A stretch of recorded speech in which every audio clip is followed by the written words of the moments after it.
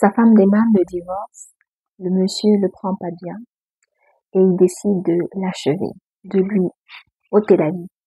L'histoire se déroule du côté du Canada, notamment à Châteauguay, dans la région de Québec. Un couple d'origine ivoirien qui était marié depuis quelques années, environ 8 ans, voire plus. Ils avaient 3 enfants, notamment un qui était déjà majeur et 2 en bas âge. Il y a 2 jours, le monsieur a commis l'irréparable. Il a ôté la vie à son épouse. Dans le quartier, les voisins, d'après les témoignages qui étaient recueillis, disaient que le couple semblait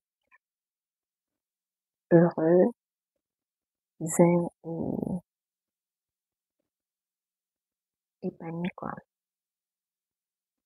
Et tout l'entourage est dans la constellation. On se demande ce qui a bien pu se passer. Chers hommes, chères femmes, nous savons que le mariage est quelque chose de très demandant. C'est des liens entre 2 personnes, entre des familles. C'est beaucoup d'années de sacrifices.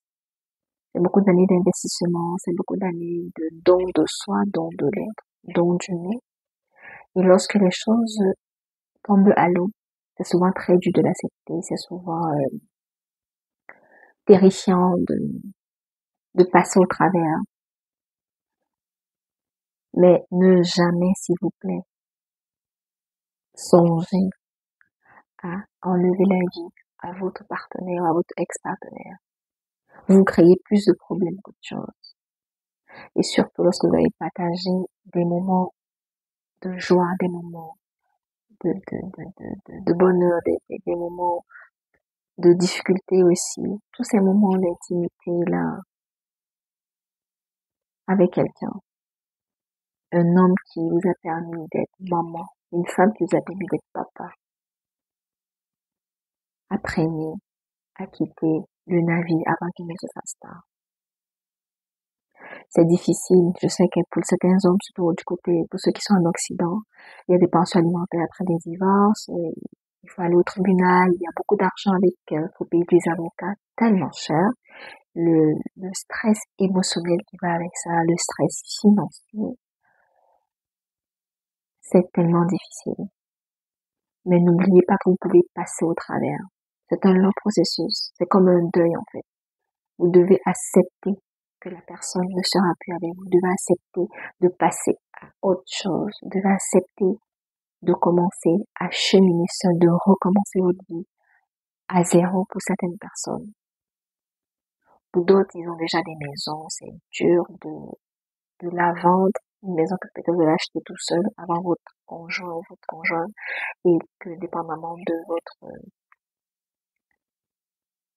votre régime matrimonial soit bien commun, bien partagé ou autre chose, ou le Pax ou j'en passe, vous vous retrouvez à faire du 50-50 avec l'ex-conjoint, l'ex-conjoint. Certaines personnes n'arrivent pas à digérer ça. Et ça les pousse souvent dans des extrémités très intenses, au point où beaucoup de choses peuvent dégénérer, comme c'est le cas de ce couple-là, et de cette jeune dame de 45 ans qui a malheureusement perdu la vie. Son mari aurait pu éviter ça en recommençant tout simplement sa vie à zéro, en allant peut-être dans un autre pays, dans une autre ville, dans une autre province, dans un autre continent, aller ailleurs pour pouvoir se reconstruire. Il aurait pu prendre aussi une année sabbatique selon laquelle il allait réfléchir sur sa vie, il allait se recueillir, il allait faire son deuil et essayer de digérer la pilule de la séparation, malgré que ce soit extrêmement difficile. Et tenez-vous tranquille, le divorce n'est jamais facile, ni pour la personne qui le demande, ni pour la personne qui est obligée de l'accepter. Et selon les informations que j'ai pu voir de la police québécoise, canadienne, au sujet de cette affaire, notamment la Sûreté nationale du Canada, le couple en question avait décidé de faire un divorce à, à l'amiable. Pour ma part, je pense que c'était déjà une bonne piste. Ça montre ici la mentalité de la dame, en fait. Parce qu'il y a des personnes qui arrivent même pas à s'asseoir pour pouvoir parler de séparation. Ils se tirent les cheveux, c'est des disputes à n'en plus finir, c'est de la haine, c'est de la rancune. Il y a une, il y a une animosité qui dit pas son nom, en fait. C'est des tiraillements à gauche, à droite, qui va avoir la fourchette, qui va avoir le couteau, qui va avoir la cuillère, qui aura le plat, qui aura la nappe. On se dispute les biens, on se dispute les enfants, pour ceux qui en ont, on se dispute tellement de choses. C'est dur de passer au travers de ça, mais c'est pire d'enlever la vie à votre partenaire, en fait. Pensez à la première fois que vous l'avez rencontré. Vous l'avez aimé, vous l'avez apprécié. Si l'amour finit, si vous ne partagez plus les mêmes points de vue, si à un certain moment, chacun doit prendre son chemin, c'est douloureux. Mais je vous assure, des fois, c'est important de passer au travers.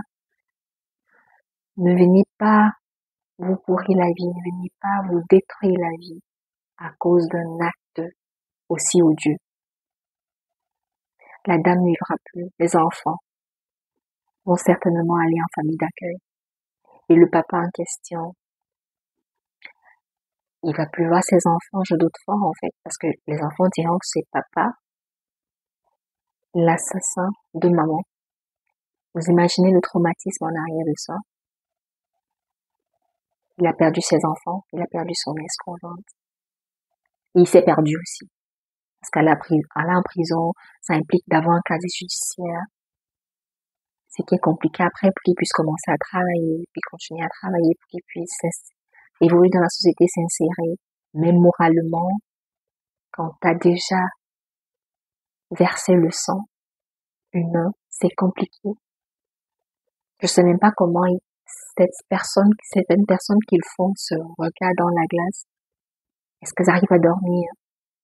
Est-ce que l'esprit des personnes dont elles enlèvent la vie ne les hante pas? Est-ce qu'elles arrivent à avoir la paix intérieure? Essayons de maîtriser notre colère. Il y a des gens, quand ils sont fâchés, là, ils deviennent des rhinocéros ou des lions, des guépards. Ils n'arrivent plus à se maîtriser. Un homme responsable, une femme responsable, c'est quelqu'un qui peut maîtriser ses émotions. Qui sait qu'ici, si je continue, si je reste là, dans cette pièce avec telle personne, ou face à cette telle situation, sans prendre du recul, sans prendre une pause, je vais commettre l'irréparable. Et comme je veux pas arriver à ce point de non-retour, à ce point destructeur, je prends une action tout de suite.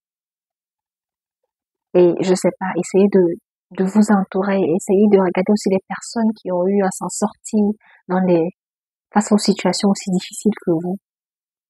Je sais pas si ce monsieur, dans son entourage, il y avait des personnes qui ont divorcé, mais qui se sont remis sur pied aujourd'hui. C'est sûr qu'il doit en avoir. Prenez toujours les exemples des gens qui se sont sortis dans les situations où personne ne pensait qu'ils allaient sortir la tête de l'eau. Ça va vous inspirer, ça va vous motiver, ça va vous calmer, ça vous permettra d'essayer d'autres options, en fait. Et de ne pas voir la vie de façon carrée. Le divorce n'est pas une fatalité. C'est vrai que c'est dommage.